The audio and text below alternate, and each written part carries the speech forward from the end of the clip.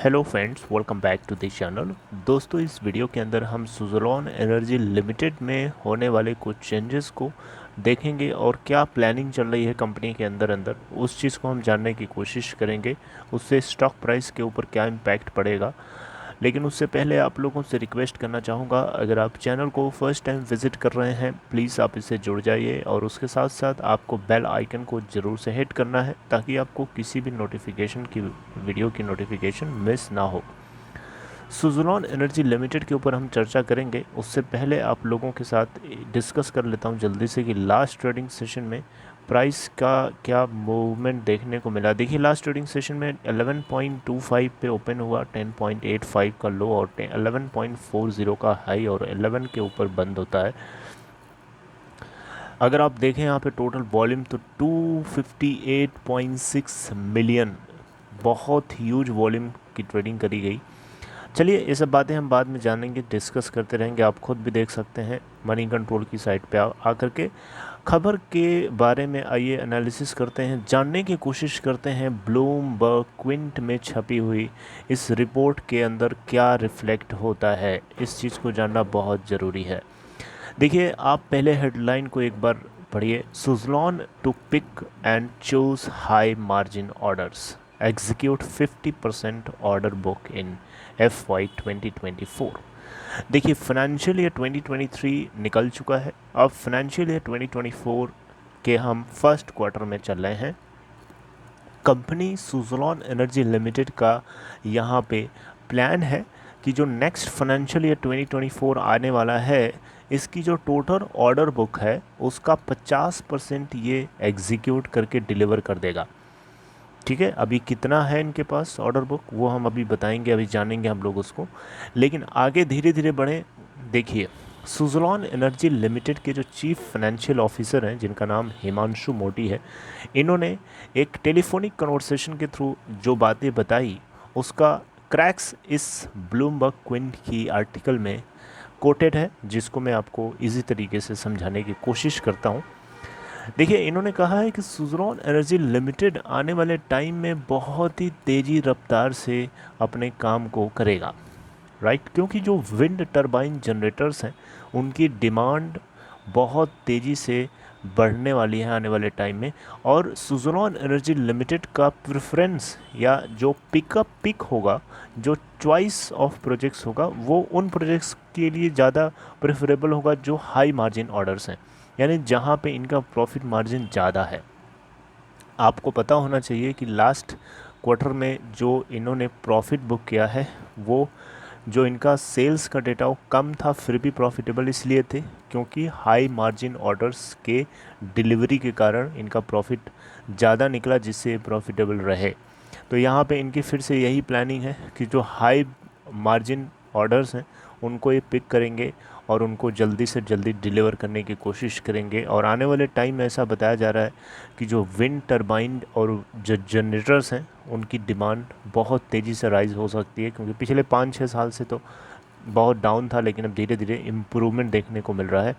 अच्छा, कुछ गवर्नमेंट के जो इनिशिएटिव्स हैं वो भी इसमें एक रॉकेट को प्रोपेल करने वाली सिचुएशन में ला करके सुज़लोन एनर्जी लिमिटेड को रखते हैं, जैसे कि रिवर्स ऑक्शनिंग को, यू नो, रिवर्स ऑक्शनिंग से दूर हटना, ए टू एनवलप क्लोज्ड बिडिंग्स को इनवाइट करना, wind tariffs, price polling of wind tariffs को लेके आना, और ISTS जो चार्ज होता है उसको वेव ऑफ करना, इंटर स्टेट ट्रांसमिशन चार्जेस को वेव ऑफ करना।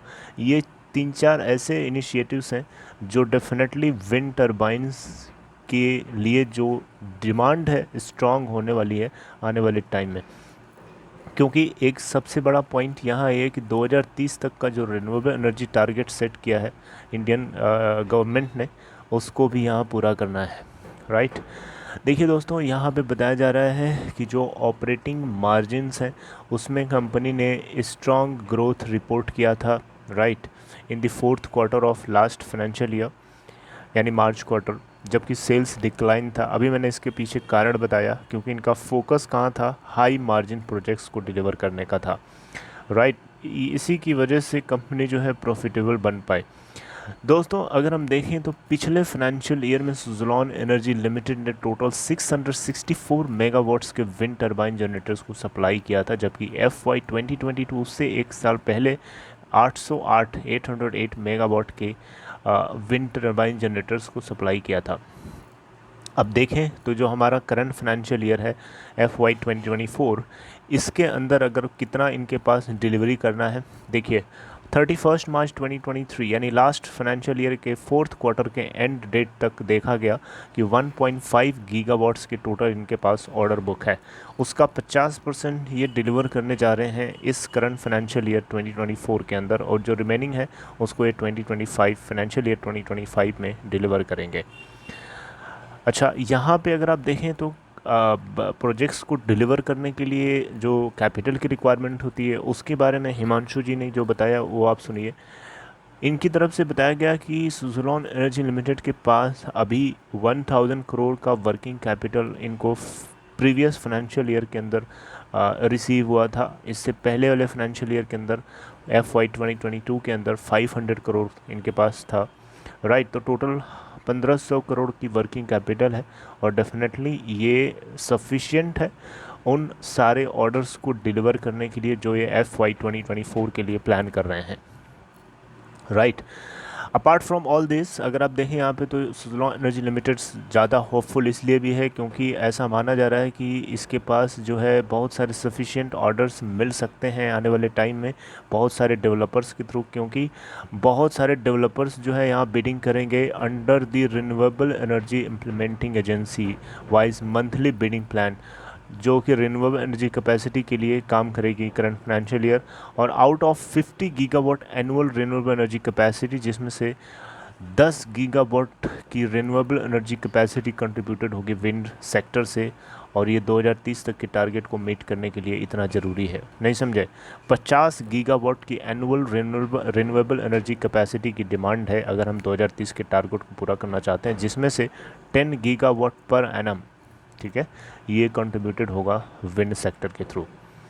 तो आप सोच लीजिए यहाँ से कितनी ज़्यादा विंड एनर्जी सेक्टर की डिमांड आने वाले टाइम में बढ़ सकती है। और सबसे ज़्यादा इम्पोर्टेंट जो अभी मैंने आपको शुरू में बताया था हिंट करके कि जो ISTS यानी इंटर स्टेट ट्रांसमिशन चार्जेस का जो वेवर है, ये उन सारे कंपनीज़ के लिए है, या this is waiver for 25 years to projects, जो ऐसे प्रोजेक्ट्स जो 31 जून 2025 से पहले शुरू होंगे, उनके लिए ये ISTS चार्ज का जो वेवर है ये एप्लीकेबल होगा 25 सालों के लिए, 25 ईयर्स के लिए, ठीक है। A lot of commercial industrial players जो हैं यहाँ पे, और कॉर्पोरेट पावर परचेज एग्रीमेंट जो है यहाँ पे इसका फ़ायदा उठाएंगे, obviously. And this is very big positive for those companies like Suzlon energy limited, ठीक है।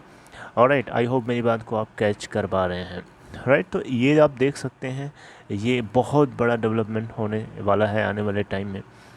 और यहाँ पे अगर आप देखें तो एक स्ट्रॉन्ग पोटेंशियल है विंड रिपावरिंग बिजनेस के अंदर। Around 25.4 gigawatt of old wind turbine generators जिनकी 2 मेगावाट कैपेसिटी से कम की क्षमता है, इनको रिप्लेस भी किया जाना है, ठीक है, बाय लार्ज WTGs यानी वर्ल्ड विंड टरबाइन जनरेटर्स उसी लोकेशंस पे, जिससे लैंड कॉस्ट और राइट ऑफ वे इश्यूज से ये बच सकते हैं, ठीक है। आई होप आप मेरी बात को समझ रहे हैं। अच्छा, लास्टली एक चीज़ और जो कि बहुत ही यहाँ पे पॉजिटिव न्यूज़ है वो ये है कि जो नेशनल ग्रीन हाइड्रोजन मिशन है NGHM, ये टारगेट कर रहा है 5 से लेके 10 million ton hydrogen per annum 2030 तक, ठीक है। 5 to 10 million ton per hydrogen per annum by 2030। अब ये टारगेट पूरा करने के लिए इसको कितना रिन्यूएबल एनर्जी की ज़रूरत है?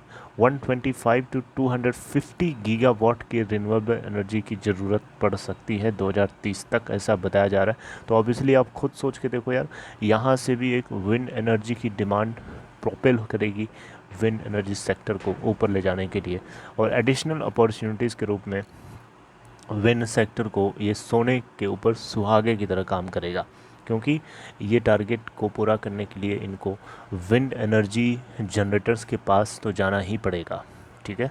अब उसमें सिर्फ सुज़लॉन एनर्जी ही नहीं है, बहुत सारे उसमें प्लेयर्स हैं, बट हाँ सुज़लॉन को भी कुछ ना कुछ फ़ायदा तो मिलेगा ही मिलेगा, राइट। तो ये है दोस्तों एक complete news Suzlon energy limited से एसोसिएटेड।